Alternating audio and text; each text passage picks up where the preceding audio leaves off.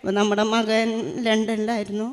അപ്പോൾ അവൻ MBA അവിടെ പഠിക്കാൻ പോയത്. അവിടെ വെച്ച് അവൻ MBA ഒക്കെ പാസ്സായി എല്ലാം ചെയ്തു, സർട്ടിഫിക്കറ്റ് എല്ലാം റെഡിയായി.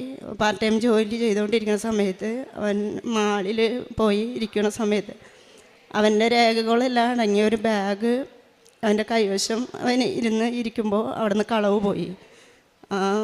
അവൻ്റെ ജോലിയുടെ എല്ലാ കാര്യങ്ങളും സർട്ടിഫിക്കറ്റും പാസ്പോർട്ട് എല്ലാം ആ ബാഗിലായിരുന്നു. അതെല്ലാം പോയി.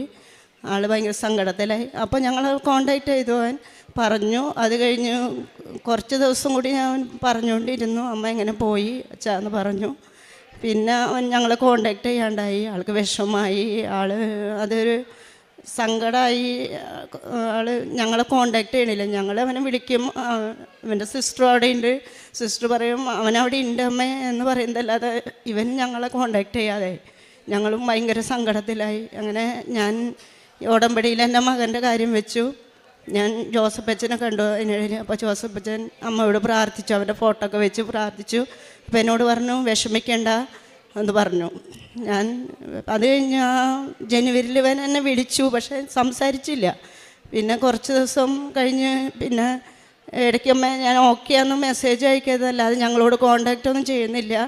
അങ്ങനെ കുറച്ച് നാൾ ഇങ്ങനെ ഇവൻ വിളിക്കും, അധികം സംസാരിക്കണമൊന്നുമില്ല. ഇവൻ്റെ വിഷമം ഇത് പോയത് ഞങ്ങൾക്കും വിഷമം, മകൾ അവിടുത്തെ വിഷമം പറയുക, എല്ലാം കൂടി ആയിപ്പോൾ അങ്ങനെ ഇരുന്നു. പിന്നെ ഇവൻ റൂമൊന്നും കിട്ടാതെയായി.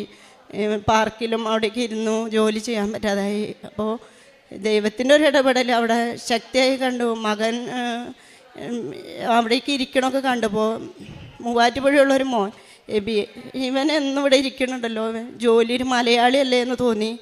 അവൻ ചെന്ന് ഇവനോട് സംസാരിച്ചു, കാര്യങ്ങളൊക്കെ ചോദിച്ചു. അപ്പോൾ അവൻ പറഞ്ഞു ചേട്ടാ എൻ്റെ എല്ലാം ഇങ്ങനെയൊക്കെ നഷ്ടപ്പെട്ടു പോയി, എനിക്ക് ജോലി ചെയ്യാൻ പറ്റണില്ല, വീട്ടിലേക്ക് പോകണമെങ്കിലും ഇത്രയും പൈസ കൊടുത്ത് ഞാൻ പഠിച്ചു, അതിൻ്റെ സങ്കടം അവന്. അതാണ് അവൻ വീട്ടിലേക്ക് വരാനൊരു വിഷമം.